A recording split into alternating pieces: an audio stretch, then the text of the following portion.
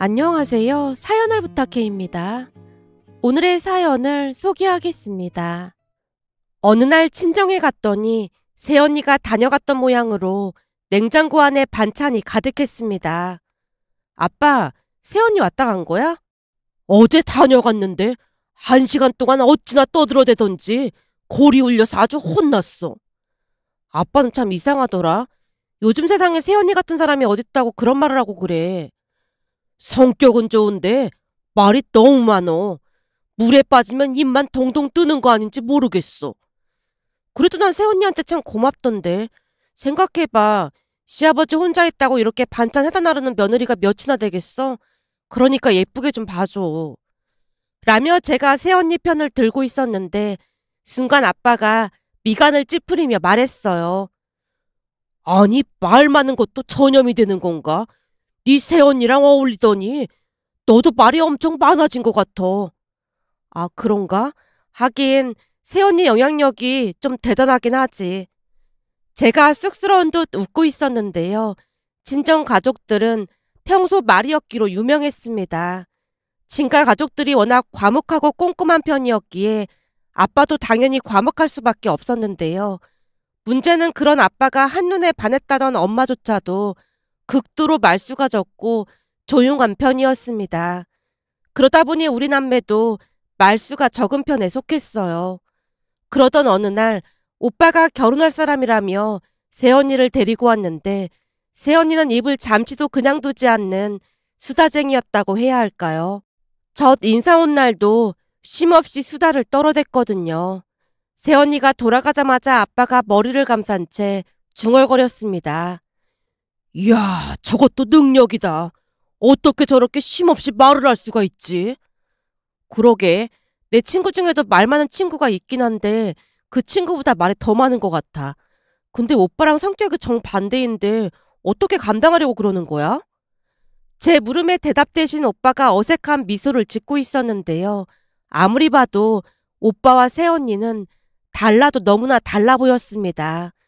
그 모습에 조금은 걱정이 되기도 했지만 말이 많은 것 빼놓고는 나쁜 사람 같아 보이진 않았기에 부모님도 딱히 반대를 하거나 그렇지는 않는 모습이었어요.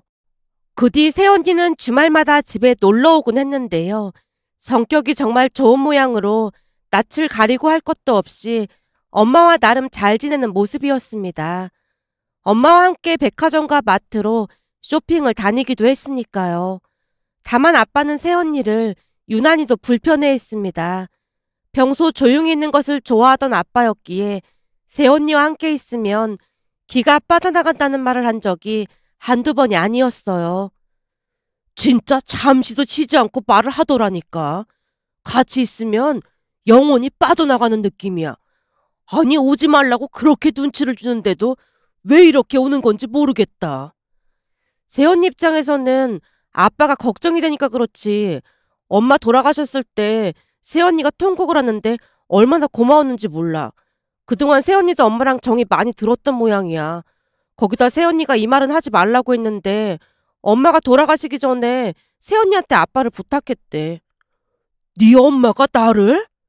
어, 엄마 입장에서는 말도 별로 없는 아빠가 얼마나 걱정이 됐겠어? 아무래도 새언니 성격이 좋은 편이라 아빠를 부탁했던 것 같아. 사실 새언니와 오빠가 결혼을 하고 2년쯤이 지난 어느 날 지병을 앓던 엄마가 돌아가셨는데요. 조금은 이상했던 것이 우리 남매가 아닌 새언니에게 아빠를 부탁했습니다. 그때 당시에는 조금 서운한 마음마저 들었지만 시간이 지나면서 엄마의 마음을 이해할 수 있었어요. 새언니에게는 뭔가 알 수 없는 에너지 같은 것이 있었으니까요. 엄마가 돌아가신 뒤 또다시 시간이 흘렀고 제게도 좋은 인연이 찾아와 상견례 날짜를 잡았습니다. 그 자리에 새언니가 함께 참석을 했고요. 그런데 그날 조금은 놀랄 수밖에 없었는데요. 새언니가 말을 극도로 아끼며 자제하는 모습이었어요. 또한 그동안은 조금 가벼워 보이는 말들을 많이 사용했던 반면 상견례 자리에서는 마치 다른 사람처럼 신중을 기했습니다. 덕분에 무사히 상견례를 끝내고 집에 돌아왔는데요. 집에 들어서자마자 마치 기다렸다는 듯 새언니가 폭풍 수다를 떨었습니다. 제가 오늘 진짜 최선을 다했는데 어땠어요? 저는 새언니가 그렇게 가식적인 사람인 줄 오늘 처음 알았네요. 너무 다른 모습이라 진짜 깜짝 놀랐잖아요. 아무래도 자리가 자리인지라 저도 엄청 노력했어요. 결혼 전부터 책 잡히면 큰일이잖아요. 어머님이 저한테 가족들을 부탁해서 제 어깨가 얼마나 무거운지 몰라요. 라고 말하던 새언니가 손바닥으로 입을 내리치며 다시 말했습니다. 암튼 이놈의 주댕이가 오래 가지를 않는다니까요. 이런 좋은 날에 어머님 얘기 꺼내서 죄송해요. 아니에요. 오늘 언니가 있어서 정말 든든했어요. 마치 엄마가 옆에 있는 느낌이었어요. 감사해요, 언니. 제가 한 게 뭐가 있다고요. 아가씨가 너무 띄워주니까 어지럽네요. 새언니가 능청스레 해맑게 웃고 있었습니다. 그 모습에 아빠도 피식하고 따라 웃고 있었어요. 그렇게 아빠도 조금씩 새언니를 믿고 의지하는 듯 해보였습니다. 시간이 지나 저도 결혼을 했고 아빠 혼자 계시다 보니 친정에 자주 오갔는데요. 갈 때마다 냉장고에 반찬이 가득한 걸 보며 새언니에게 고마운 마음뿐이었습니다. 어느 날은 너무나 고마운 마음에 백화점에서 과일을 사서 오빠네 집으로 갔는데 문을 열어주던 새언니가 활짝 웃으며 반겼습니다. 아가씨 온다고 해서 제가 맛있는 거 준비해놨어요. 괜찮다니까 뭐하러 그랬어요. 원래 친정에 가면 친정엄마가 맛있는 음식 해주고 그러잖아요. 그러니까 저도 맛있는 음식 준비하고 기다렸어요. 말도 마. 너 온다고 아침부터 난리도 아니었어. 주말에 쉬어야 하는데 제가 귀찮게 한 건 아닌지 모르겠네요. 무슨 그런 섭섭한 소리를 하세요. 우리는 언제든지 환영이니까 아무 때고 놀러 오세요. 저기 빈손으로 오기 그래서 과일 좀 사왔어요. 언니 과일 좋아하잖아요. 비쌀 텐데 이런 걸 뭐하러 사왔어요. 매번 아빠 반찬도 신경 써주고 해서 너무 감사해서요. 아빠가 표현은 잘 못하시지만 많이 고마워하고 계세요. 이번 주엔 아버님이랑 돼지고기 김치찌개에 도전하기로 했는걸요? 아빠랑 같이 김치찌개를요? 네, 아버님이 가르쳐달라고 하셔서 일주일에 한 번씩 요리 알려드리고 있어요. 처음에는 쑥스러워 하셨는데 요즘 아주 적극적이세요. 언니, 정말 감사해요. 언니 덕분에 아빠가 많이 밝아지신 것 같아요. 아가씨, 우선 앉아서 같이 식사해요. 라며 다 같이 식탁에 앉아서 식사를 했습니다. 그 뒤에도 새언니는 수시로 아빠를 찾아와서 요리를 알려드렸고 어느 날 남편과 함께 친정에 갔더니 아빠가 한상 차려놓고 기다리고 있었습니다. 이게 다 뭐야? 원래는 장모가 삼계탕을 끓여줘야 하는 거라는데 장모가 없으니까 장인인 나라도 해줘야 할 것 같아서 끓여봤어. 이걸 장인어른이 직접 요리하신 거라고요? 그래. 우리 며느리가 자세히 알려줘서 나름 흉내를 좀 내봤는데 맛도 나쁘지 않을 거니 많이 먹게나. 너무 귀한 음식이라 넘어갈지 모르겠습니다. 남편이 기쁜 목소리로 너스레를 떨고 있자 아빠도 따라 웃었습니다.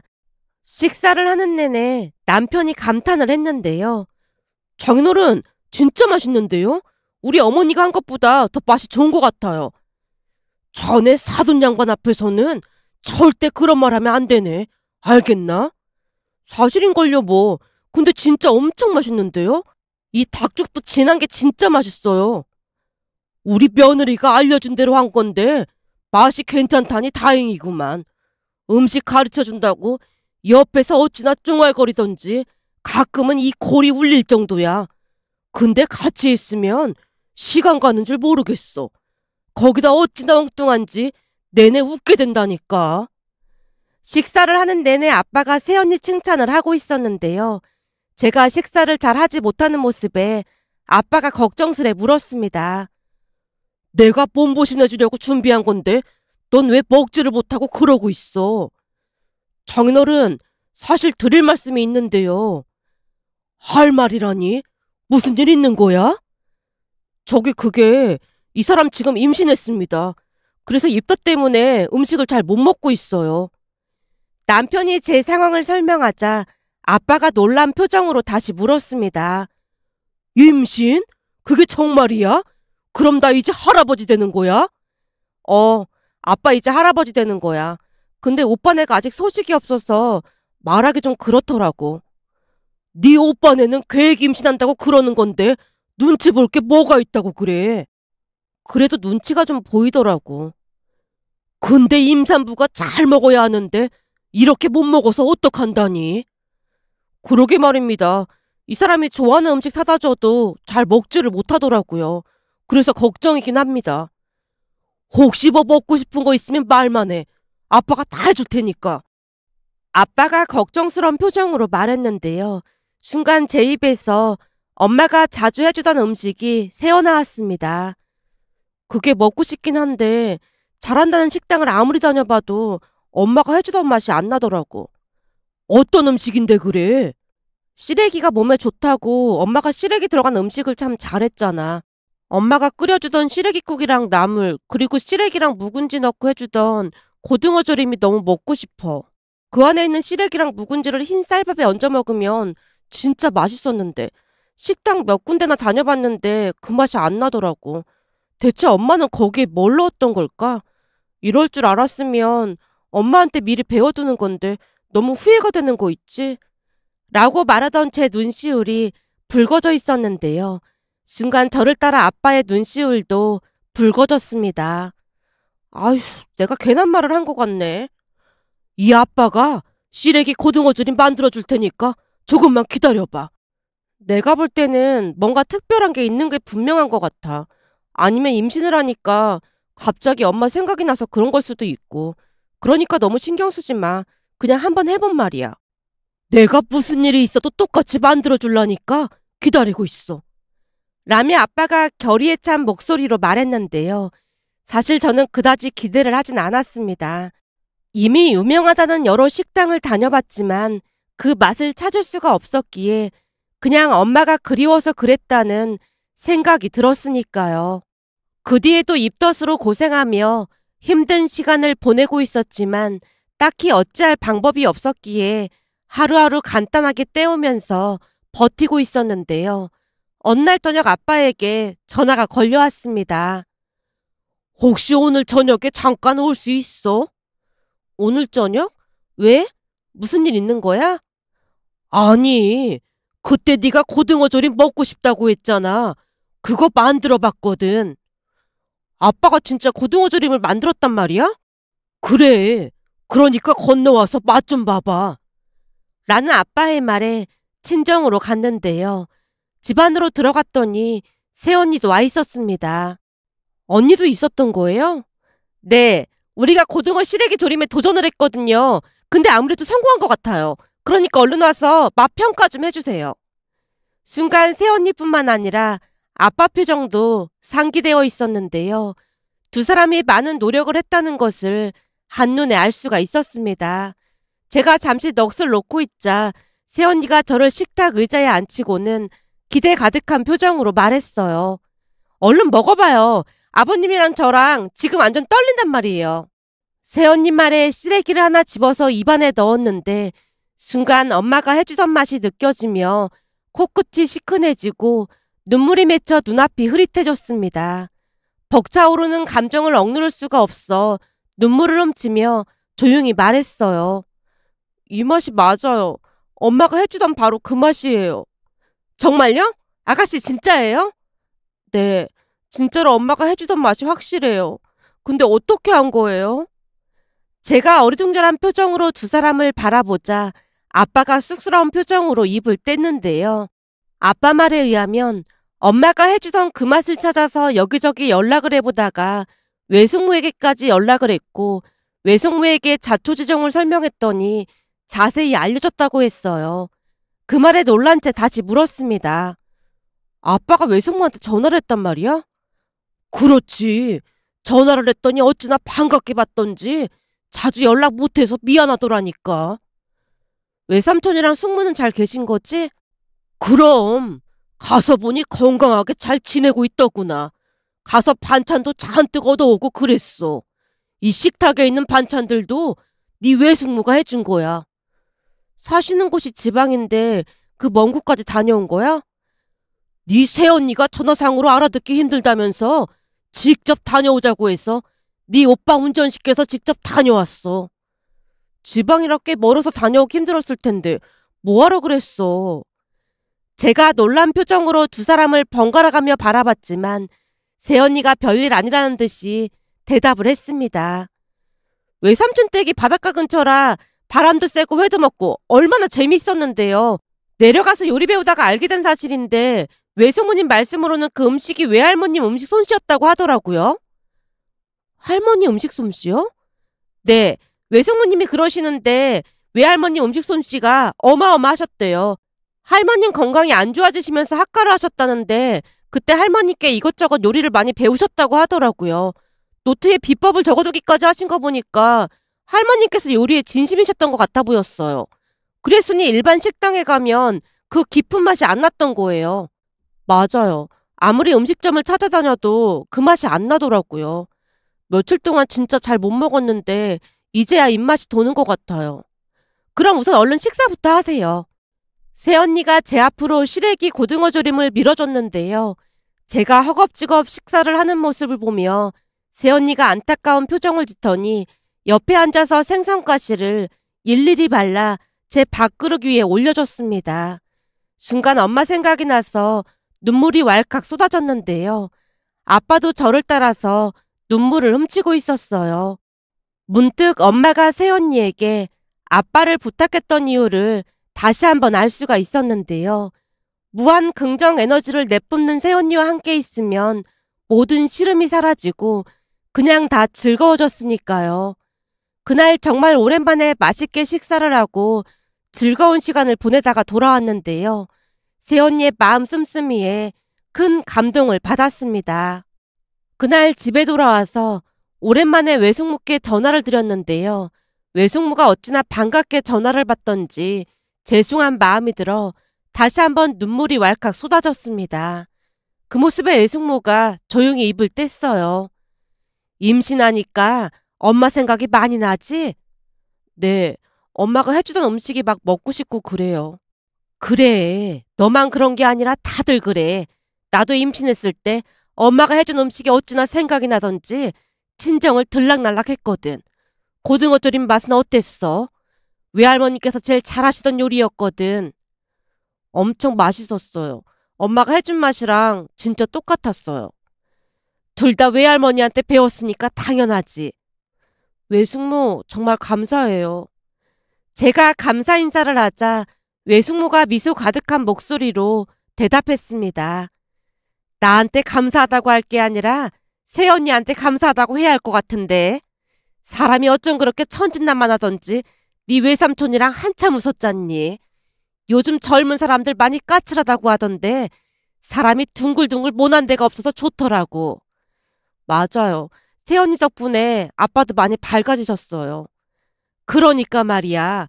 내가 보니 복덩이가 들어온 것 같아. 생각해봐라. 시누이가 입덧 때문에 고생한다고 직접 요리를 배우는 올케 언니가 어딨겠니? 그러니까 앞으로 올케 언니한테 잘하고 살아. 보면 볼수록 사람이 참 친국이야. 라며 새언니 칭찬을 하다가 전화를 끊었습니다. 그 뒤에도 새언니는 제게 이런저런 요리를 많이 해줬는데요. 우리 아들 100일까지 직접 챙겨주는 모습에 다시 한번 감동을 받았답니다. 한마디로 새언니는 우리 가족에게 있어 엄마나 다름없는 그런 존재였습니다. 문득 며칠 전 새언니 생일을 맞이해서 아빠가 새언니에게 차 한 대를 선물해줬는데요. 새언니가 어리둥절한 표정으로 물었습니다. 진짜로 이 차가 제 생일 선물이라고요? 네, 그동안 언니한테 고마운 게 많아서 우리가 준비한 거예요. 물론 아빠가 산 거긴 한데 저도 조금 보탰어요. 제가 장난스레 말을 하자 새언니가 당황한 표정으로 안절부절 못했습니다. 그 모습에 아빠가 조용히 입을 열었어요. 네가 타고 다니는 차가 하도 오래돼서 불안해서 사준 거다. 허구한 날 고장나서 카센터 맡기는 거 보고 얼마나 불안했는지 몰라. 앞으로 계속 음식 연구도 해야 하고 하니까 기동력이 필수잖아. 그러니까 부담감 가질 필요 없어. 알겠어요, 아버님. 감사합니다. 그럼 기동력이 더 좋아졌으니까 앞으로 맛집도 자주 다니고 여행도 자주 다녀요. 라며 초롱초롱한 눈빛으로 바라보는 모습에 가족 모두 입가에 미소가 지어졌답니다. 새언니의 마음 씀씀이에 고마운 마음이 들어 이렇게나마 고마운 마음을 전하고자 글 남겨봅니다. 오늘의 사연은 여기까지였습니다. 즐겁게 보셨다면 구독, 좋아요 부탁드립니다. 고맙습니다.